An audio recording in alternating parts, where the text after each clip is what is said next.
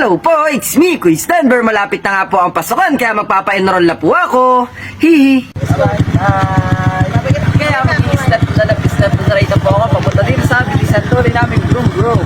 At eto na nga po, iwanan muna namin yung munti naming tahanan. Papalis na naman po kami. Bye-bye. Brum, babum, boom, babum, boom, brum. Makalipas po ang halos 15 minutes namin bumiyahe, nakarating na po kami dito sa school kung saan ako nag-aaral ngayon. Dahil malapit nga lang po at andito lang sa unahan yung room namin ngayon, ay dumaan po ako tapos sinilip ko yung loob. Dito nga po sa apat na sulok ng silid-aralan na to ay marami po ako ipinagpapasalamat. At hindi ko makakalimutan dahil eto po ang isa sa naging pangalawang tahanan ko nang ako ay grade 10. Na naging parte po ng buhay eskwela ko at nagkaroon ng karagdagang ka-eskwela at kaibigan, tapos po mga guro na sa kabila ng kapansanan ko ay tinanggap po ako ng buong buo. Sobrang saya ko nga po dahil sa loob ng kulang isang taon naming pinagsama-sama na hindi po ako nanghihinayang dahil sa bawat oras ay walang sayang. Gaya na lang po ng bawat card day hanggang sa pictorial. Wow, English yun na. Gaya na lang po ng bawat card day hanggang sa nagpictorial po kami at umabot sa araw ng recognition at moving up. Andyan din po yung araw na nagsalita ako sa harap para ikwento ang buhay ko, tapos andyan din po yung nagsuot kami ng costume at ako po ay nagsuot ng maskara. Andyan din po yung masayang year-end party, juniors prom at kabilang interview po sa akin para ilagay ako sa dyaryo. Eto po ang ilan sa mga video na naipakita ko na po sa inyo noong nakaraan sa naging pag-aaral ko sa grade 10. Pero idugtong ko lang po ito na matagal nang nasa gallery ko na may pangyayari po na nagtulong-tulong ang bawat isa para makatawid sa lubid. Tapos lumusong po sa putikan ng nakadapa at binasa po ng tubig na water. At ginawa din po na magtulong-tulong humawak sa lubid tapos kailangan hilahin. Pero dito po hindi na ako sumali dahil baka matalo po yung kalaban pag ginamit ko yung malakas kong braso.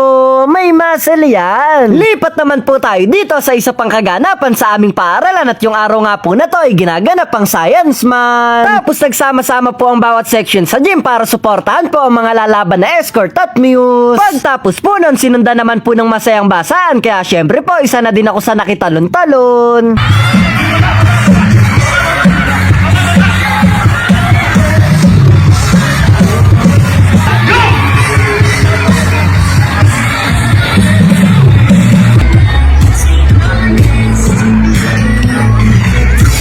Yan nga po ang ilan sa masasayang pangyayari na hindi ko makakalimutan, kaya sa lahat po ng mga classmate ko sa grade 10 at sa mga masisipag po naming guro, maraming salamat po.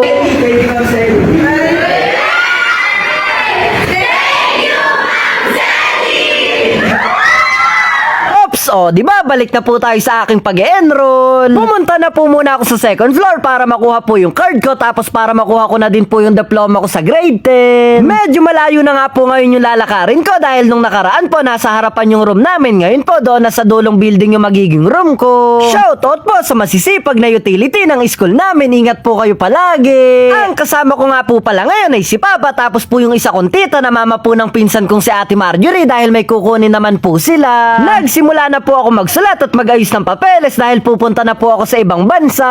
Ay, mali. Nagsimula na po ako magsulat at sagutan yung mga katanungan para maipasa ko na po at maka-enroll na ako. Pinagtabi ko na nga lang po yung dalawang bangkuan para may malapagan po yung pa ako sa pagsusulat. Oh, di ba? Pag gusto, may paraan. Pag nahihirapan, dapat pag-aralan. Pag kaya, wag na po natin iasa sa iba. Tsaka pag kaya nila, dapat kaya din natin, pero sa sariling pamamaraan. Pinapirma ko na nga lang po si Papa, tapos nung natapos na po ako magsulat, tinimbang na po ako at tinignan yung height, pero kailangan po walang ngitian. Nagkita po kami ng coach ko sa sepak takraw kaya pinuntahan ko po saglit at hindi po nagtagal, umuwi na din po kami. Shoutout po sa masisipag at mababait naming tagabantay dito sa gate. Ingat po kayo palagi, mauuna na po kami. Papunta na po kami sa bilisan tuli naming brum at nakita po kami ng mama at kaibigan po nila Ate Kambal, tapos inalok po kami ng lugaw kaya salamat po. Pag-uwi po namin sa munti naming tahanan, nadaan naman po dito sa amin ang isa sa kapwa ko PWD na nagtitinda, tapos kasama po niya ang kanyang pamilya. Tanghalian na po kaya kakain na po kami. Kumain ka na din para sabay tayo, eat-well. Pagtapos po namin kumain, aalis po ulit kami dahil pupunta po kami sa munisipyo dahil may aayusin. Ang makakasama po ulit namin ay si Ate Marjorie, tapos po si Tita na medyo seryoso at biglang sasaya. Ganun sana. May ibang pupuntahan naman po ngayon, yung pinsan kong kambal na si Ate Mariel at Ate Maxine. Bye-bye, ingat po kayo. Pagdating po namin sa pamahalang bayan ng General Natividad, may mga nakakilala po sa akin. Shoutout po. Mayayari na nga po pala yung video. Salamat sa panonood mo. Sana nag-enjoy ka. Hindi ko nasayang yung load mo. Kita-kita na lang po tayo sa susunod na video.